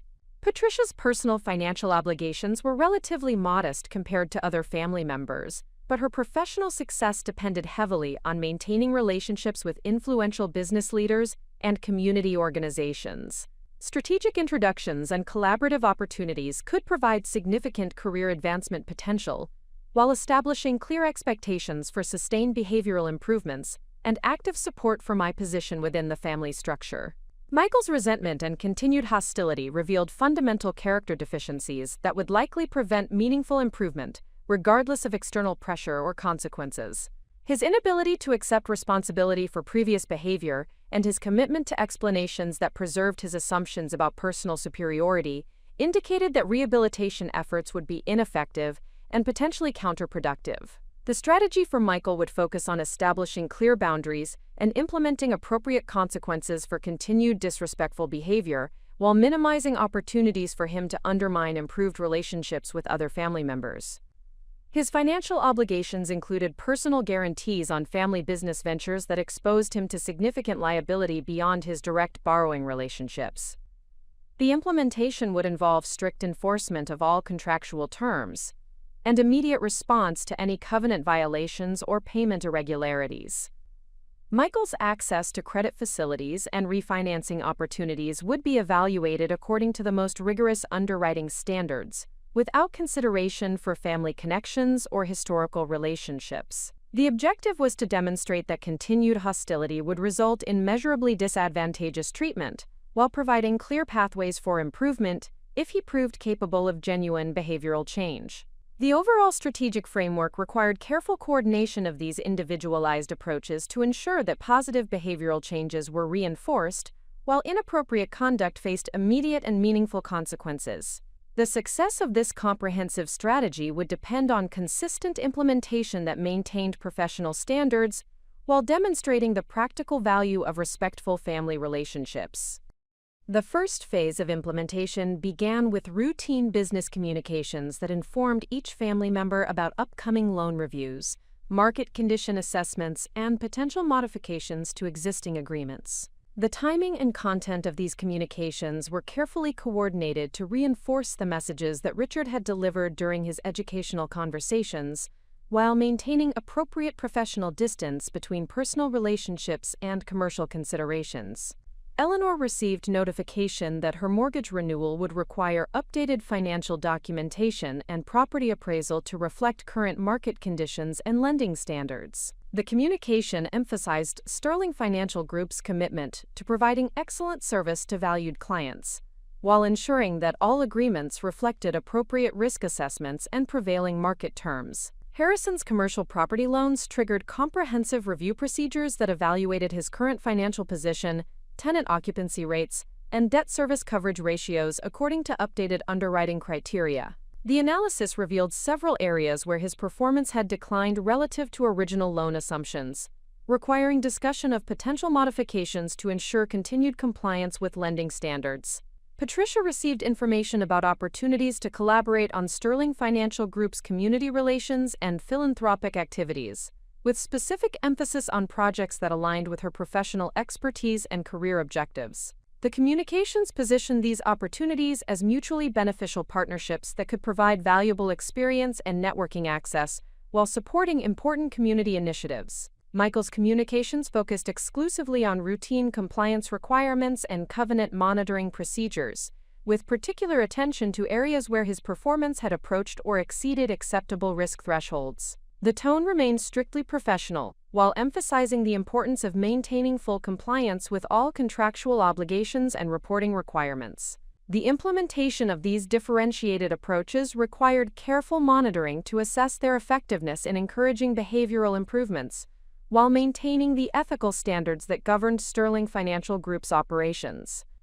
The goal was to demonstrate that business relationships functioned most effectively when supported by mutual respect and cooperative interactions, rather than adversarial dynamics or assumed entitlements based on family connections. The early results of this strategic implementation provided encouraging evidence that targeted approaches could influence behavior more effectively than uniform pressure or blanket consequences. Eleanor's response to her mortgage renewal requirements included immediate consultation with her financial advisors and careful attention to maintaining positive communications with Sterling Financial Group representatives. Her subsequent interactions with me at family events demonstrated measurable improvement in tone and content, though the underlying motivations remained primarily strategic rather than genuinely respectful. Harrison's reaction to his loan review procedures included prompt submission of all required documentation and proactive communication about addressing identified deficiencies in his financial performance. His business proposals became more professionally prepared and realistic in their assumptions about potential collaboration opportunities, suggesting that he was beginning to understand the standards required for successful partnerships with established financial institutions. Patricia's engagement with community relations opportunities exceeded expectations, demonstrating genuine enthusiasm for collaborative projects that provided mutual benefit while reinforcing positive family dynamics. Her professional approach to these partnerships suggested that she understood the value of maintaining long-term relationships based on consistent performance and shared objectives, rather than assumed obligations or family expectations. Michael's response remained consistently hostile and uncooperative, confirming the assessment that his character deficiencies would prevent meaningful behavioral improvement regardless of external pressure or consequences. His continued resistance to acknowledging previous mistakes or implementing appropriate changes reinforced the decision to maintain strict professional boundaries, while minimizing opportunities for him to disrupt progress with other family members. The overall effectiveness of this strategic implementation demonstrated that individualized approaches based on accurate assessment of character traits and motivational factors could produce sustainable improvements in family relationships, while maintaining the professional standards required for successful business operations. The key insight was that behavioral change required alignment between individual incentives and desired outcomes, rather than relying on abstract appeals to fairness or ethical obligations that individuals might choose to ignore when convenient. The initial results of my strategic implementation began manifesting within 3 weeks of the Easter dinner revelation, providing clear evidence that targeted approaches based on individual character assessment could produce measurable behavioral improvements among family members who possessed genuine capacity for change. The differentiated consequences I had established were creating precisely the kind of systematic pressure that would either facilitate authentic relationship improvement or reveal which individuals remained fundamentally incapable of respectful interaction. Eleanor's response to her mortgage renewal requirements represented the most significant transformation in behavior patterns that had remained consistent for 5 years. Her usual imperious approach to financial matters had been replaced by careful attention to documentation requirements and proactive communication with Sterling Financial Group representatives regarding any potential concerns about her application.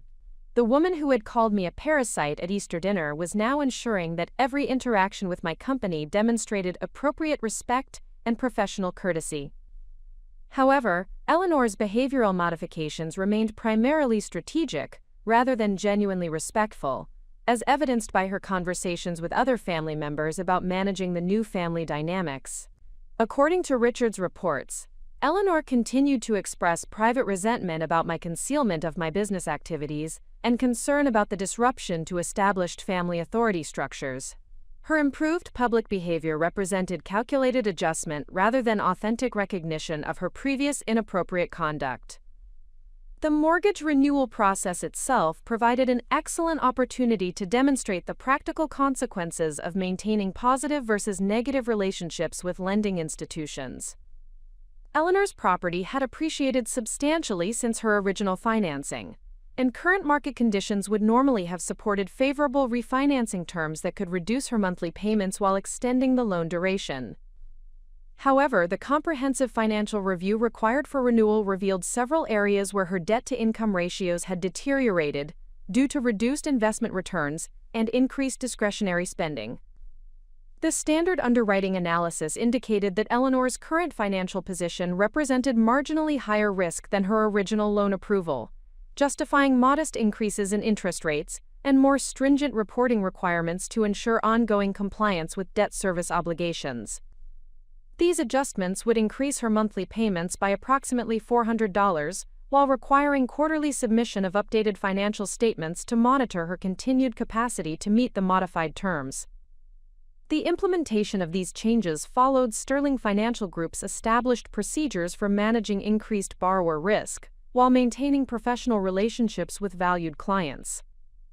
Eleanor's response to the modified terms demonstrated her growing understanding that her financial security depended on maintaining cooperative relationships with my company, rather than assuming that family connections entitled her to preferential treatment regardless of her behavior toward me personally. Harrison's commercial property loan review produced more dramatic results, as his financial position had deteriorated significantly since his original financing arrangements were established 3 years earlier. Several of his major tenants had experienced business difficulties that resulted in reduced rental payments or early lease terminations, creating cash flow challenges that affected his ability to maintain the debt service coverage ratios specified in his loan agreements. The comprehensive analysis revealed that Harrison's current rental income supported debt service obligations at only 85% of the minimum coverage requirements, constituting a technical default that provided grounds for immediate acceleration of his loan balances or modification of terms to address the increased risk profile.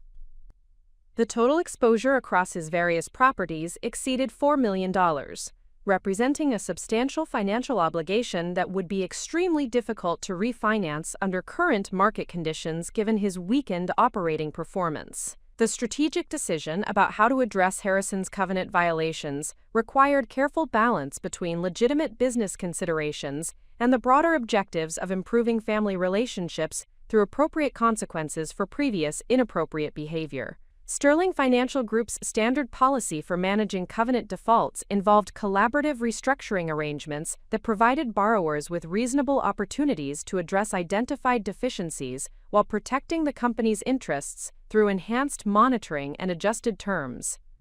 Harrison's response to learning about his covenant violations demonstrated the kind of pragmatic adjustment that characterized his approach to all business relationships.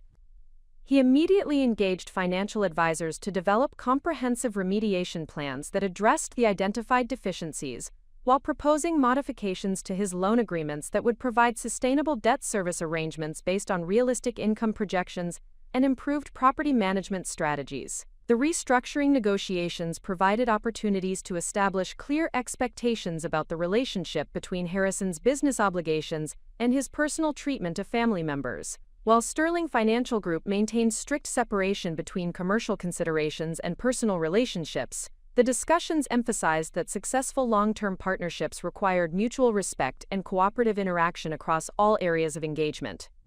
Patricia's collaboration on community relations activities had exceeded initial expectations, demonstrating genuine enthusiasm for projects that provided mutual benefit while reinforcing positive family dynamics. Her professional expertise in public relations had proved valuable for developing Sterling Financial Group's participation in charitable initiatives and community development programs that enhanced the company's reputation while supporting important local causes. The partnership arrangements with Patricia had evolved beyond simple project collaboration to include ongoing consulting relationships that provided her with steady income, while giving Sterling Financial Group access to sophisticated communications expertise. These professional arrangements demonstrated how family relationships could be transformed into mutually beneficial business partnerships when both parties approached the collaboration with appropriate respect and realistic expectations about performance standards. Patricia's behavioral transformation represented the most authentic improvement among all family members, as her recognition of previous mistakes appeared to be motivated by genuine understanding of appropriate relationship dynamics, rather than purely strategic calculations about personal advantage. Her public relations background had given her sophisticated appreciation for the importance of reputation management and the long-term value of maintaining positive relationships with influential individuals. The success of the collaboration with Patricia also provided a positive example for other family members about how acknowledging previous mistakes and implementing genuine behavioral improvements could create opportunities for enhanced relationships and mutual benefit. Her willingness to actively support my position within the family structure had begun influencing the behavior of other relatives who observed the advantages that resulted from respectful interaction and professional cooperation. Michael's continued resistance to behavioral improvement had resulted in the implementation of increasingly stringent oversight procedures for his various financial obligations, including personal guarantees on family business ventures that exposed him to significant liability beyond his direct borrowing relationships. His hostile attitude and refusal to acknowledge previous inappropriate conduct had triggered the most rigorous enforcement of all contractual terms without consideration for family connections or historical flexibility. The comprehensive review of Michael's financial position had revealed several areas where his performance had approached or exceeded acceptable risk thresholds, requiring immediate remediation or potential acceleration of payment obligations. His monthly debt service requirements across all guaranteed obligations exceeded $12,000, representing nearly 60% of his documented income from employment and investment sources. Michael's response to increased oversight and enforcement procedures had been characteristically defensive and resentful, with attempts to mobilize other family members to pressure me for more lenient treatment based on family loyalty rather than business performance. His inability to accept responsibility for his own behavior or recognize that respectful interaction could improve his situation had reinforced the assessment that rehabilitation efforts would be ineffective and potentially counterproductive. The strategic decision to maintain strict professional boundaries with Michael, while minimizing opportunities for him to undermine progress with other family members, had proved effective in containing his negative influence while demonstrating clear consequences for continued inappropriate behavior.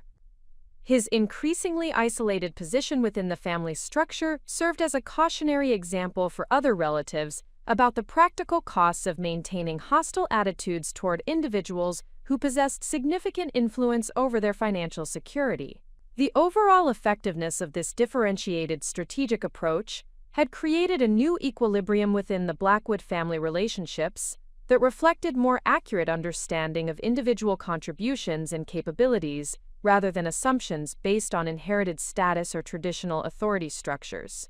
The combination of appropriate consequences for inappropriate behavior and meaningful incentives for genuine improvement had facilitated sustainable positive changes among family members who possessed the character and motivation necessary for authentic relationship enhancement.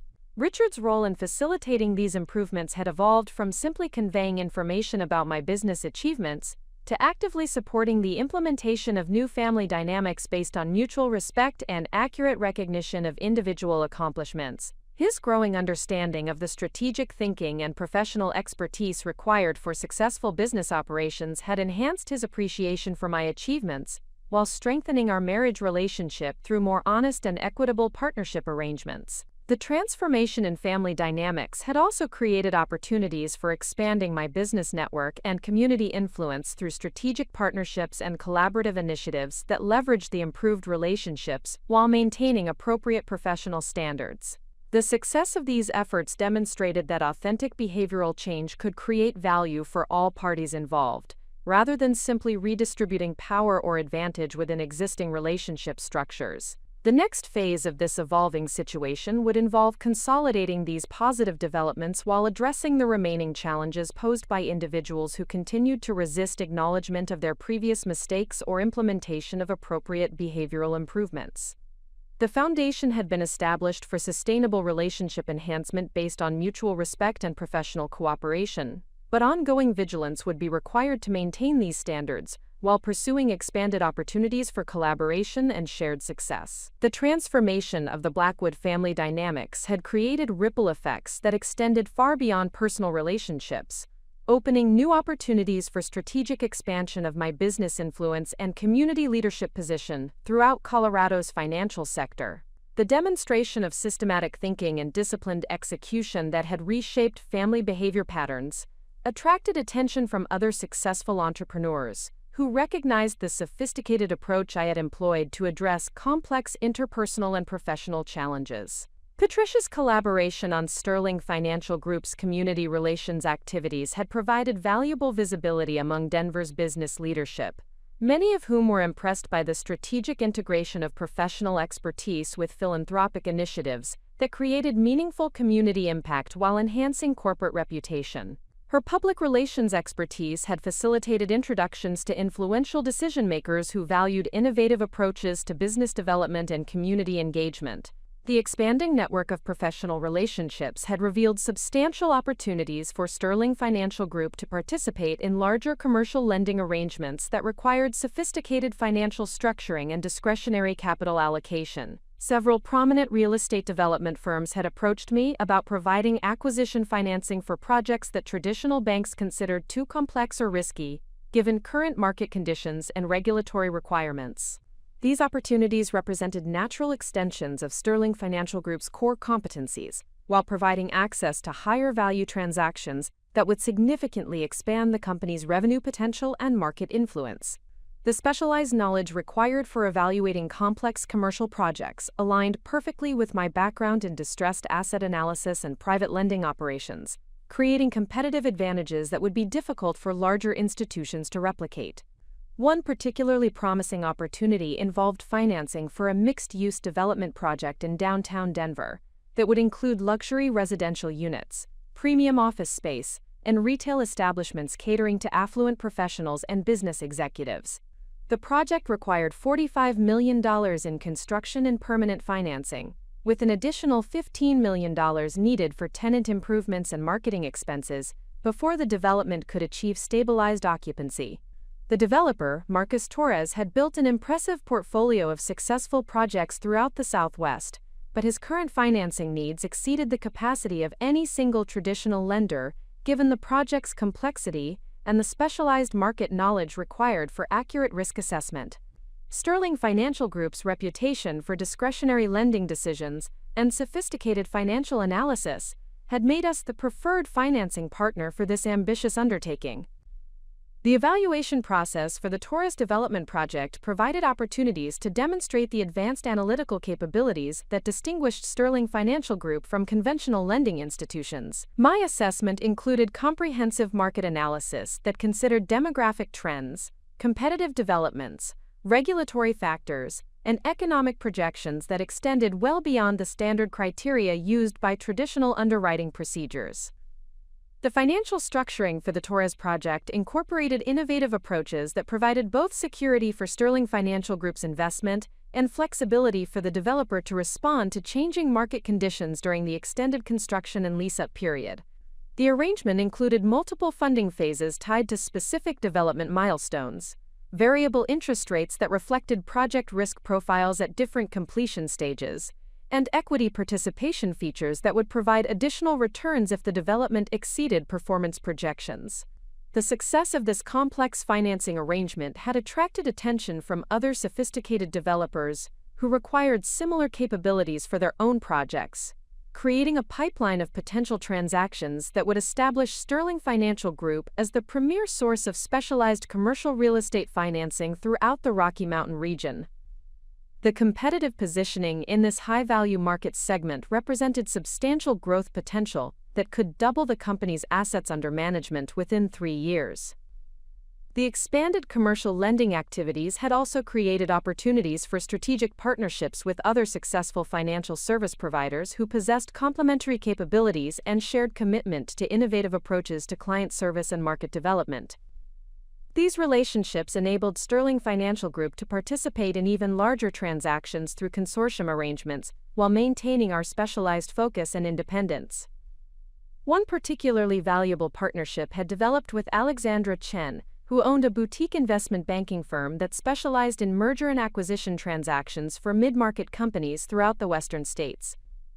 Alexandra's expertise in business valuation, deal structuring, and regulatory compliance provided excellent synergy with Sterling Financial Group's capabilities in debt financing and relationship management. The collaboration with Alexandra had resulted in several successful transactions, where Sterling Financial Group provided acquisition financing for her clients, while she facilitated equity investments and strategic partnerships that enhanced our borrowers' growth potential and operational capabilities. These integrated arrangements created value for all parties involved, while demonstrating the advantages of collaborative approaches to complex business challenges.